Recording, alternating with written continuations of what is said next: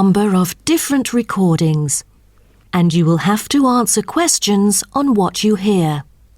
There will be time for you to read the instructions and questions, and you will have a chance to check your work. All the recordings will be played once only. The test is in 4 sections. At the end of the test, you will be given 10 minutes to transfer your answers to an answer sheet. Now turn to Section 1. Section 1. You will hear a conversation between an agent from the Student Job Centre and a student who wants to find a part-time job. First, you have some time to look at questions 1 to 3.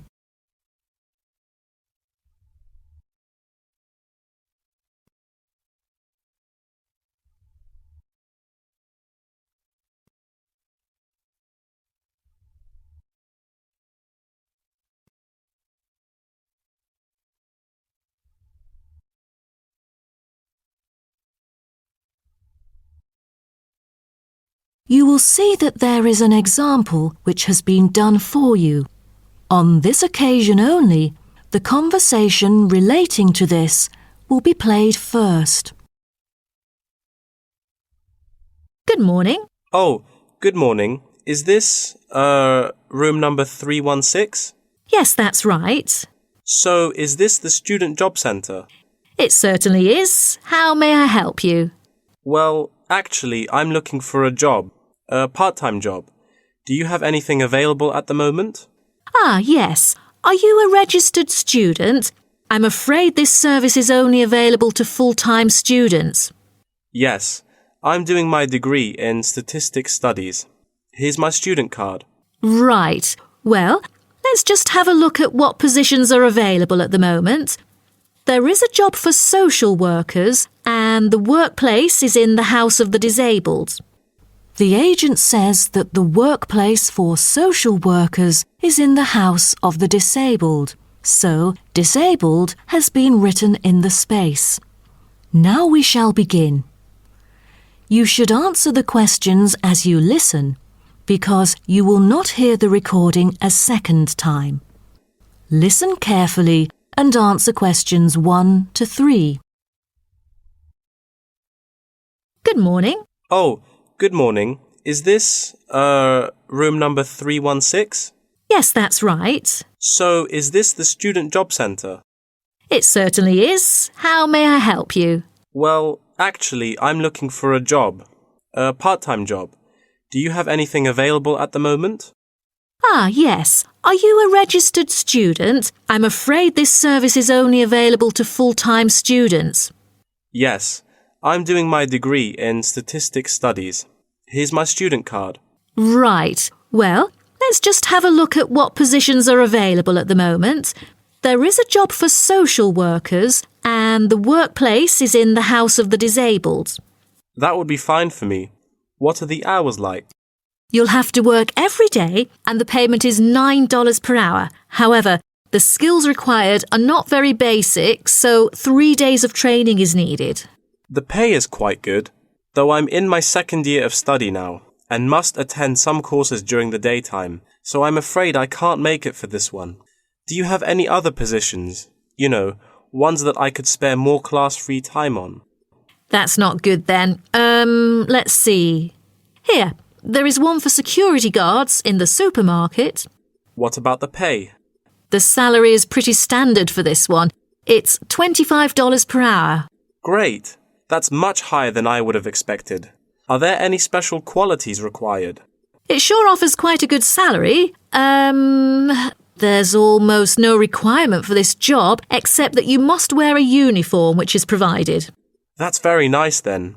But what about exact working hours for this? I hope it will be okay for me. The working time is from 9 a.m. to 5 p.m. and you only need to work 3 days each week. Before you hear the rest of the conversation, you have some time to look at questions 4 to 10.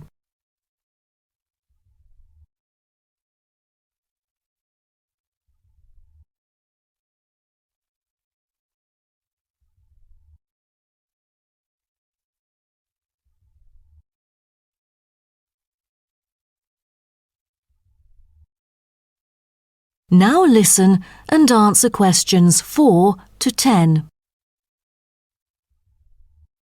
That sounds like fun.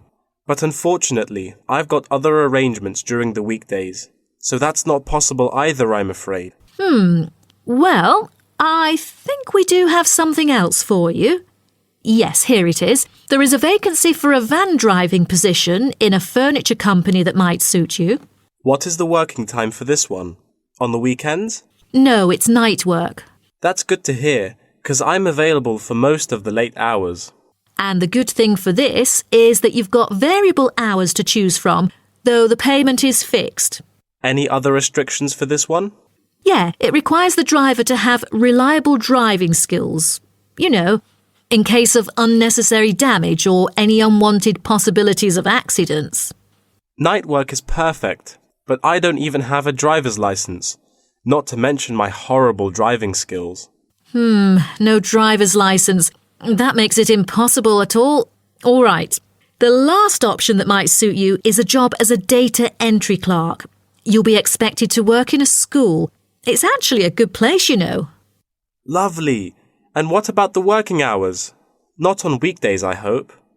Actually, you'll be working only on weekends. You get a fixed salary and you're expected to be familiar with keyboarding skills. That's not the only limit, though, because I'm afraid personal transport is also a must. That's not a problem. I've got a bicycle to travel around with. Great. Now, just fill out this form and we'll see what to do next. Wonderful. That is the end of section 1. You now have half a minute to check your answers.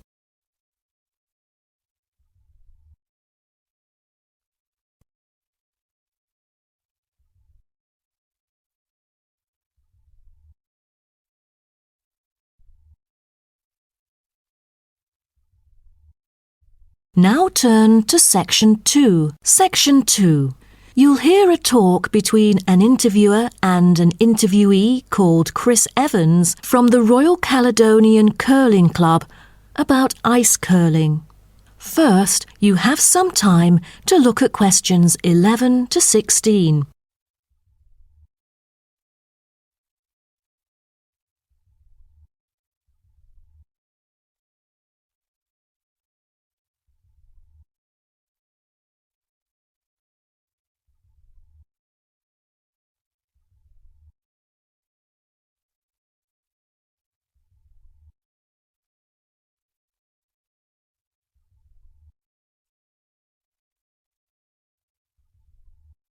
Now listen carefully and answer questions 11 to 16.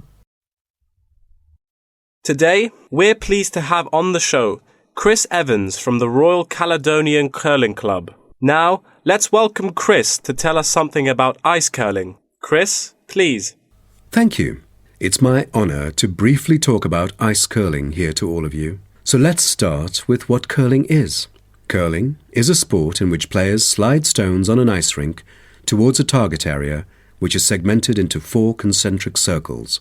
2 curling teams consist of 4 players, the lead, the second, the third, and finally the skip. The captain of the curling team and its players will throw their stones in the order stated above. Each team has 8 stones.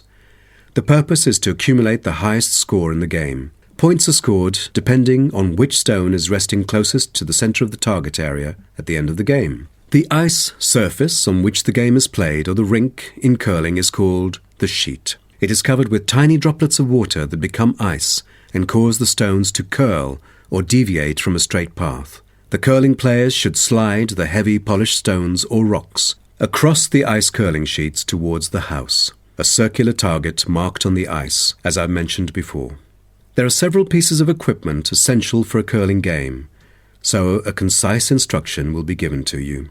The most important things are the curling brush, which is used to sweep the ice surface in the path of the stone, as well as the curling stone, which is sometimes called rock. The former is usually made of horsehair, and the latter is made of granite, mainly coming from Scotland.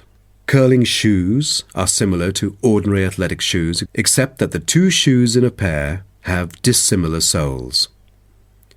The sole of the slider shoe, which is designed for the sliding foot, is typically made of Teflon, while the gripper shoe for the hack foot has a special layer of rubber applied to the sole. During the curling game, you may also find a stopwatch attached either to the player's clothing or the broom, which is used to time the stones over a fixed distance to calculate their speed.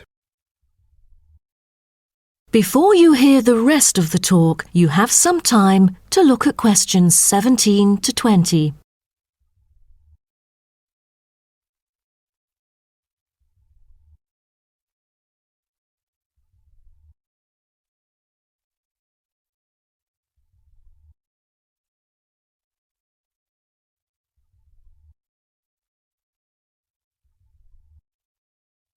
Now listen and answer questions 17 to 20.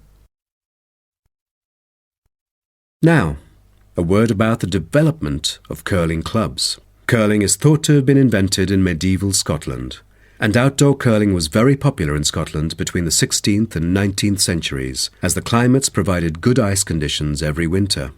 Kilsyth Curling Club is renowned as the first club in the world, having been formally constituted in 1716, and widely influencing ice curling development. In Kilsyth today, both men's and ladies' sections are thriving, participating in all major competitions and having won championships in the British Open in the past. The mother club of curling, Grand Caledonian Curling Club, was instituted in 1838 for the purpose, not as such to attract people's interest, but to regulate the ancient Scottish game of curling by general laws. With these official rules, the young curlers could be trained in a more professional way. By 1842, the new national club had sought to obtain royal patronage, and it has ever since been known as the Royal Caledonian Curling Club. However, many sports, such as athletics and tennis, were frowned upon as being too recreational and not practical enough. So the Crown banned them by law during the 1300s, in the hope that men would instead practice the archery skills that were seen as vital to the country's defence. And the ban was lifted in the 17th century. So, do you know the reason for curling being kept during the 16th century? Is it because it was so popular, or because people from all ages like children could play it? The spirit of curling dictates that one never cheers mistakes, misses, or gaffes by one's opponent. And most importantly, all the team members should strictly follow the instructions of their captain, which is essential for men in battle. Curling was brought to Canada from Scotland, and some curling was played informally before 1800. Curlers often used iron curling stones made from melted materials such as cannonballs rather than granite until the early 1900s, because there were transport problems importing granite stones from Scotland. That is the end of section 2. You now have half a minute to check your answers.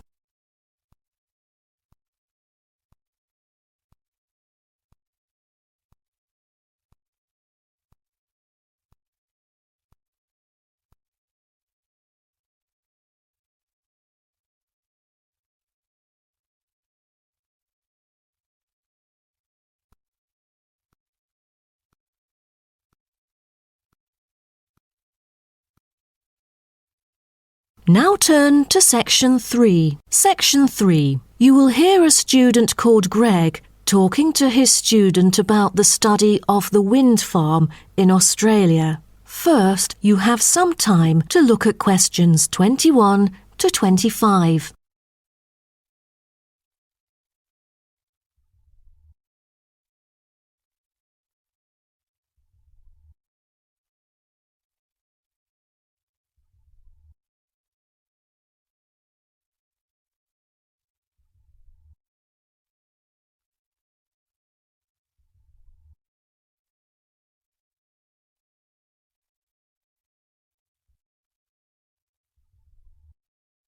Now, listen carefully and answer questions 21 to 25.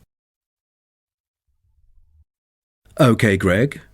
So I finally managed to read the article you submitted, the one about the study of the wind farm in Australia. You did? Great! What did you think of it?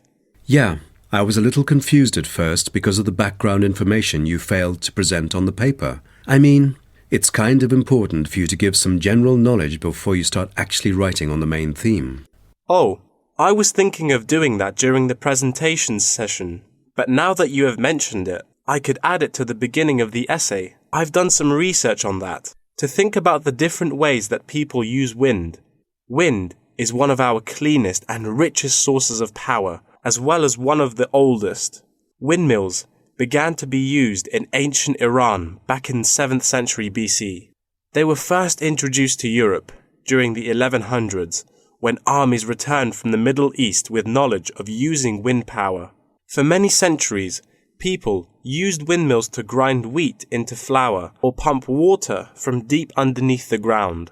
During the 1970s, people started becoming concerned about the pollution that is created when coal and gas are burned to produce electricity. People also realized that the supply of coal and gas would not last forever. Then, wind was rediscovered and carried out into research for the first time.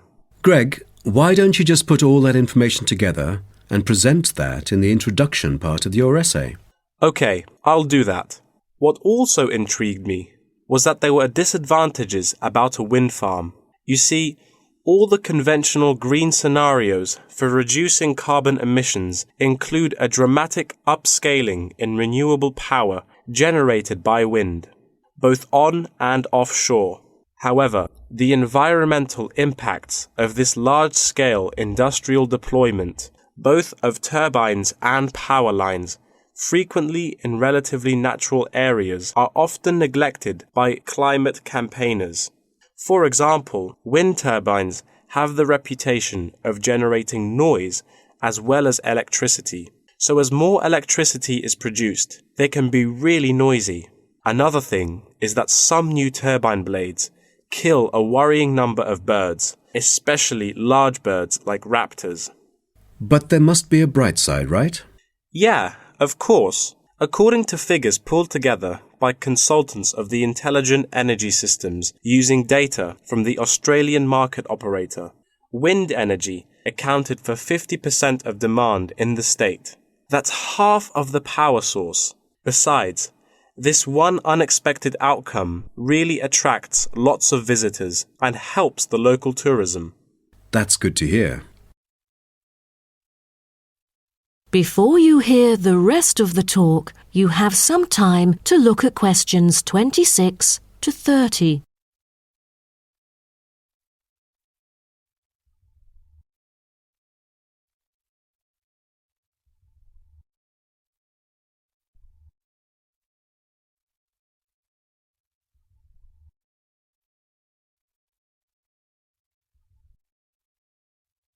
Now, listen and answer questions 26 to 30. Oh, how about the structure? Offshore wind farms consist of a number of connected elements. These include the turbines, foundations, array cables, offshore substation, export cable, and onshore substation and infrastructure. Just a single one of these giant wind turbine blades, produced by manufacturer Siemens, is almost as big as the Airbus A380, the world's largest plane. That's made in Europe. Impressive. Actually, at first, there were protests among residents who claimed themselves to be victims of land loss and noise. Then, policies came out really quick, and then they could get allowance from the government. From then on, things went smoothly. What would happen in extreme weather conditions? I mean, it could be dangerous if hurricanes occur. A motorized operating mechanism enables the device to be switched back on remotely. All versions feature the modular design and share the same complete range of standard accessories, thanks to its very extensive operating temperature range of -25 to 70 Celsius and its strong temperature range of -40 to 70 Celsius. It is ideally suited for use in wind turbines under extreme climatic conditions, though they do have an option to lower the speed of it. Wonderful. Then, What were the fans, or turbine blades, made of? Is it a special kind of metal? No, they were too heavy. Wind turbine blades must be strong, light, and capable of operating for decades without much, if any, maintenance. Fiberglass is one of the main components of many large-scale wind turbine blades. The material is used because it is lightweight, easily shaped, and not too expensive. Another material used to make longer turbine blades is timber. This material is too expensive to use amongst all the blades, but on the longer blades, it's used to help reinforce them because it is stiff and light. That is the end of section 3. You now have half a minute to check your answers.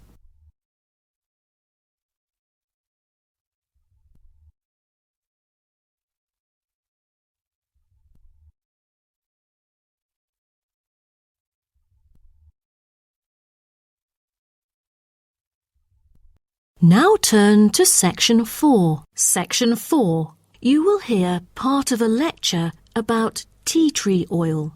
First, you have some time to look at questions 31 to 40.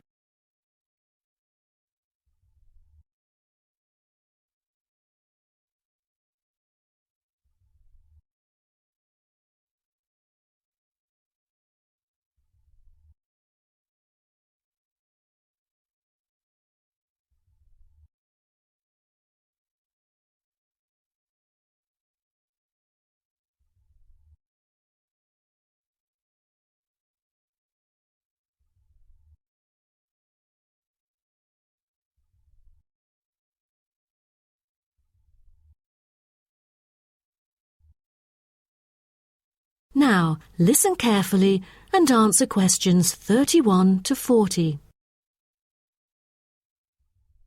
So, what I'm going to talk about to you today is something called tea tree oil, which was first extracted from Melaleuca alternifolia in Australia. This species remains the most important commercially. Several other species are cultivated for their oil extraction. There is a very long history of tea tree oil's use in aromatherapy. Traditionally, Melaleuca alternifolia leaves were crushed and the oil was inhaled by the Aborigines of Australia for the treatment of coughs, colds and also for the treatment of wounds. For instance, they chewed the young leaves to alleviate headaches and took them to treat sore throats or skin ailments. The Aborigines world was discovered by Willem Janszoon, a Dutch explorer who was the first European to sail to Australia. In 1606, he reached the northern coast of Australia in his ship. Then several voyages of exploration followed in the first half of the 17th century. The Dutch found it a paradise on earth for man's well-being, with timber, stone and lime for building. There was also plenty of salt, and the coast was full of fish. Besides, they found the characteristics of the diet there because they happened to meet 10 naked black Aborigines having a meal in the open air. While the value of tea tree oil originated from Australia, it was gradually known and tested by the outsiders. In the middle of the 18th century, Sir Hugh Palliser, an officer of the British Royal Navy who had been to Australia several times during that period, got serious injuries all over due to his experiences in several wars. For more than the last 15 or 16 years of his life, he seldom laid down on a bed because of the constant pain in his leg. Then he tried tea tree oil, as it was said that tea tree oil could operate as a very powerful immunostimulant for pre- and post-surgical care. The use of the name tea tree, also called paper bark trees, probably originated from Captain James Cook's description he made soon after he had arrived at the coast of New South Wales in 1770. At the time, he witnessed some Aborigines of Australia using one of the shrub's leaves to make an infused drink in place of tea. In the 1920s, some human clinical research and the documentation of many benefits associated with tea tree oil were credited, which were made by Dr. Arthur Penfold, an Australian government chemist. He investigated the business potential of a number of native extracted oils, then reported that tea tree oil was promising as it exhibited powerful antiseptic properties. But after World War II, the entry of antibiotics declined the use of natural products in medicine, which had a negative effect on the production of tea tree oil.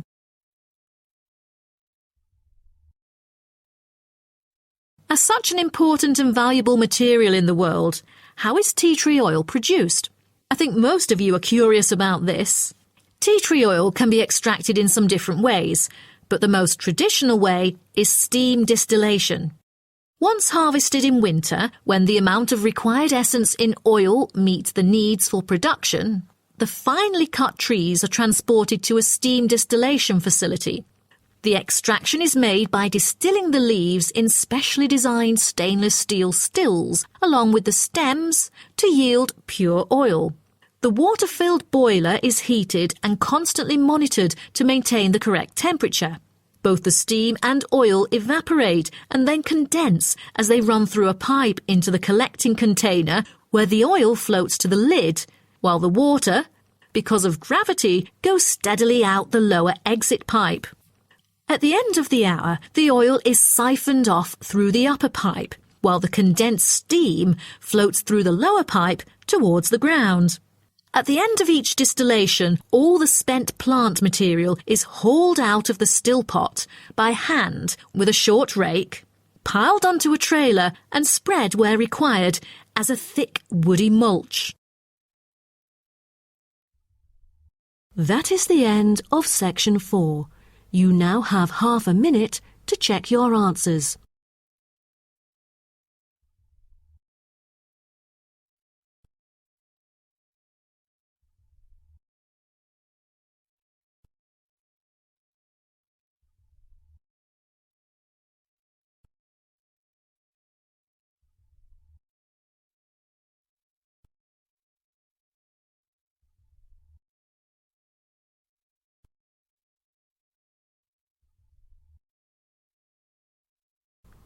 That is the end of the listening test. In the Ielts test, you will now have 10 minutes to transfer your answers to an answer sheet.